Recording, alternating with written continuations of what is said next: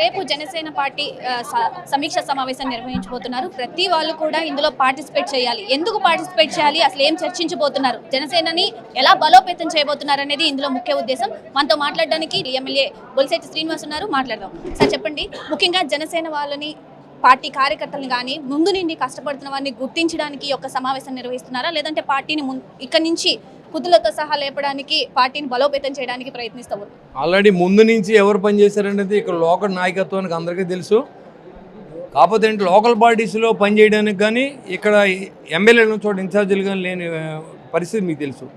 అవి పార్టీ నిర్మాణం జరిగినప్పుడు ఎలక్షన్లో పోటీ చేసామో లేదో అనేది కాదు, మన కూటమిలో ఉన్నప్పుడు మనకు నిజంగా సీటు రాకపోతే అక్కడ మనం వార్డు ఇన్ఛార్జిగా కార్పొరేషన్ ఏ కార్పొరేషన్ ఉందో దానికి ఇన్ఛార్జిగా, కార్పొరేటర్కి ఇన్ఛార్జిగా మన కూడా మన పార్టీ కార్యకర్తలని మన పార్టీ కార్యక్రమాలు చేయడానికి ఇన్ఛార్జీలు నిర్మిస్తాం. అదేవిధంగా ఎమ్మెల్యేలు ఉన్న చోట కూడా నిర్మాణం చేస్తాం. అలా టౌన్స్లో కూడా చైర్పర్సన్ నిలబడిన చోట మన మనుషులు పెడతాం. అంటే పార్టీ నిర్మాణాన్ని ఇదివరకు ఉన్నప్పుడు కూడా దాన్ని బలోపేతం చేసే దిశగా ఈరోజు అడుగులు పడుతూ ఉన్నాయి.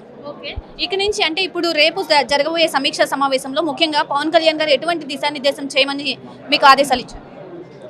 యాక్చువల్గా మొన్న జరిగినప్పుడు సరిగ్గా ఇక్కడ మొబిలైజేషన్ లేదు అనేది కొంత చాలామంది మాకు కబురు అందలేదు, ఎక్కడో పెట్టారు అనేది నాయకుడి దృష్టిలోకి వెళ్ళినప్పుడు మళ్ళీ రేపొద్దున ఇక్కడ అందరినీ కలుపుకుని ఒక మీటింగ్ పెట్టి లోకల్ బాడీస్కి అందరినీ ఒపీనియన్ తీసుకోమని చెప్పి వాళ్ళందరికీ మనం పార్టీ ఎప్పుడు అండగా ఉంటుందని ఇండికేషన్ ఇచ్చే విధంగా, అదేవిధంగా పార్టీలు కూడా జనసైన్యానికి ఎంత శక్తి ఉన్న విషయాన్ని కూడా మీ ద్వారా ప్రజలు కూడా తెలుస్తుంది కాబట్టి రేపు కార్యక్రమం జరుపుతున్నాం.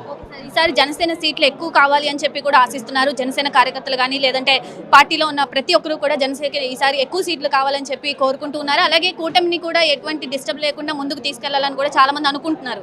దీనికి ఏమంటారు? యాక్చువల్గా ఏంటంటే ఎక్కువ సీట్లు అనేది కాదు, యాక్చువల్లీ ఎక్కడ మన బలం ఉంది, ఎక్కడ మనం గెలుస్తాం, అది ఇంపార్టెంట్ కూటమిలో.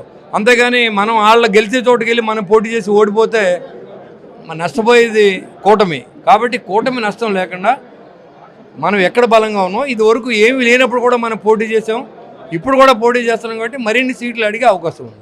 ప్రత్యర్థులు వైసీపీ వాళ్ళు అంటున్నారు కూటమికి అట్టర్ ఫ్లాప్ అని చెప్పి చెప్తూ ఉన్నారు. కానీ అట్టర్ ఫ్లాప్ ఎక్కడా లేకుండా మీరు అటు సంక్షేమం అభివృద్ధి రెండు సమంగా తీసుకెళ్తున్నారు ముందుకి. వాళ్ళకి మీరు ఇచ్చే సమాధానం? వాళ్ళు ఎప్పుడూ అదే చెప్తారు, 175కి 175 ఎక్కితే ప్రగల్భాలు చెప్పి రైల్వే టికెట్లు పెట్టుకోండి, ఫ్లైట్ టికెట్లు పెట్టుకోండి, హోటల్ బుక్ చేసుకోండి, ప్రమాణ స్వీకారం తేదీలు పెట్టిన ఆ నాయకుడి మాటలో మావిగారికి అర్థం తెలియని మనిషి, రాజధాని అంటే ఏంటో తెలియదు, పోలవరం ప్రాజెక్ట్ ఎప్పుడవుతో తెలియదు, అలాంటి మంత్రులు పెడతాడు. ఏంటి అమరావతి అంటే అసలు అమరావతి అనేది 3 చోట్ల పెట్టేద్దాం ఉంటాడు, 3 చోట్ల. మరి అతని పరిపాలనలో మరి ఎందుకు ఈ మావిగారిని తీసుకురాలేదు?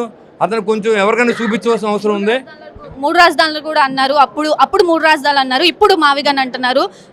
ఏంటి? స్థిరత్వం లేని వ్యక్తి, ఆయనకి పరిపాలన అనుభవం లేని, ఆయన మెచ్యూరిటీ లేదు ఆ పాలిటిక్స్లో. ఎందుకంటే అతను ఏదనుకుంటే అది చేయాలి. మనం మహారాజులు, మా రాజుల కాలాన్ని గుర్తు చేసిన వ్యక్తి జగన్మోహన్ రెడ్డి గారు. చెప్పాలంటే ఆయనే మహారాజు, కిందంతా సామంతులు వీళ్ళే నడిపారు తప్ప ఆయన దాంట్లోంచే చేసుకొచ్చాడు తప్ప ఏ రోజు ప్రెస్ ముందుకు వచ్చి ఎందుకు ప్రెస్ మీట్ పెట్టలేదు, ప్రజల్లో ఎందుకు తిరగలేదు? తిరగాలంటే నీకు పచ్చ తోరణాల్లో లేకపోతే చెట్లని నరికేసిన మనిషి మాట్లాడుకుంటే అతని గురించి మాట్లాడితే టైం వేస్ట్. మాకు అభివృద్ధి మీద దృష్టి పెట్టాం, ఖచ్చితంగా అభివృద్ధి చేస్తాం, రాష్ట్ర ప్రజలు ఏదైతే నమ్మి మాకు ఓట్లు వేశారో వాళ్ళ కోసం పనిచేస్తాం. వాళ్ళని వదిలేయండి, వాళ్ళ పోటీ చేయడం మీకు అనర్హత లేదనే కదా 150 సీట్లు నుంచి 11 సీట్లు ఇస్తే ఇంకా జగన్మోహన్ రెడ్డి ఆ మేనీ వదిలేండి. అతను ఏంటంటే మళ్ళీ నెగ్గుతానని చెప్పుకోకపోతే బతకలేడు అతను, ఎవడో ఉండడు. ఇప్పుడు మీటింగ్ పెడితే 1000 మంది వస్తే రేపు నేను నెగ్గను అంటే 10 మంది వస్తారు. ఇప్పుడు ఉన్న కుటుంబ సభ్యులు కోల్పోయాడు, రేపు ఉన్న ఆ పుంజించే మనిషి కూడా వెళ్ళిపోతారు. కొంతమంది ఆ పక్క నుంచి ఒకటి ఈ పక్క నుంచి ప్రెస్ మీట్ పెట్టి వాళ్ళు కూడా దొరకరు. ఫైనల్గా జనసేనలో అధ్యక్షుడిని టార్గెట్గా చేసుకొని చాలా మంది వస్తూ ఉన్నారు. ముఖ్యంగా పవన్ కళ్యాణ్ గారు టార్గెట్ అయ్యారని చెప్పుకోవచ్చు. టార్గెట్ వాళ్ళు చేస్తాం ఏంటమ్మా, మేమే చేయదలుచుకుంటే వాళ్ళు అక్కడ తిరగడానికి కూడా అవకాశం ఉండదు. వాళ్ళు చేయటువంటి వాళ్ళకి మేము పరిపాలన చేయట్లేదు, న్యాయం ధర్మం పరిపాలన చేయాలనే ఆలోచన పవన్ కళ్యాణ్ గారు ఉన్నారు. ఆయన అంటే ఊరుకుంటా ఇక్కడ ఎవరు సిద్ధంగా లేరు. వాళ్ళు ఏదో ఎవరు ముసుగులో తిడతారో కులం వెనక్కి వెళ్ళిపోతారు, తిడతారో ఇంకొక దేశం నుంచి మాట్లాడతారు. అలాంటి కొద్దివాళ్ళతో ఏం మాట్లాడతాం? ఏదైనా ఉంటే ముఖం మీద మాట్లాడితే ఖచ్చితంగా మాట్లాడతారు, సమాధానం చెప్తారు. జనసేనకి లేని కూడా అక్కర్లా, రోడ్ల మీద పరిగెత్తించి కొడతారు. సార్ ఫైనల్ గా మీరు అన్నారు ఇందాక పార్టీలకు అతీతంగా కులాలకు అతీతంగా మతాలకు అతీతంగా పనిచేయడం విన్నాను. ఇందాక మీరు అన్నారు పార్టీలకు కూడా అతీతంగా, అంటే వైసీపీ వాళ్ళు వచ్చినా మేము కష్టం అడుగుతాం కానీ మీరు ఏ పార్టీ అనేది మేము అడగమని చెప్పి మీరు అన్నారు. ఎలక్షన్స్ వరకు పార్టీలు, ఎలక్షన్ తర్వాత ప్రజాసేవ, అది రాజకీయ నాయకుల లక్షణం. వాళ్ళకి బిహేవ్ చేస్తే వాళ్ళకి మాకు తేడా ఉంటుంది. కాబట్టి నేనైతే చేయను. ఫైనల్ గా పవన్ కళ్యాణ్ గారి ఆరోగ్యం ఎలా ఉంది, ఏం మాట్లాడారు ప్రజల కోసం? ఎప్పుడు ఆయన ఏం బ్రహ్మాండంగా ఉంది. ఆయన చిరంజీవి, ఆయనకి ఎలాంటి ఇబ్బంది లేదు. ఆయన ఆల్రెడీ డ్యూటీస్ గోయింగ్ ఆన్, ఏం ఇబ్బంది లేదు. ఆయన గురించి ఎవరు బంబేలు పడవలసిన అవసరం లేదు. ఆయన నిలకడగా, ఆయన ఆరోగ్యం సమస్య లేదు. ఆయనకి ఏదో ఉన్న నొప్పిని, పెయిన్ ఆపరేషన్ చేయించారు, ఒక్కొక్క రెస్ట్ తీసుకోమన్నారు తప్ప ఆయన ఆరోగ్యానికి వచ్చిన ఎలాంటి ఇబ్బంది లేదు.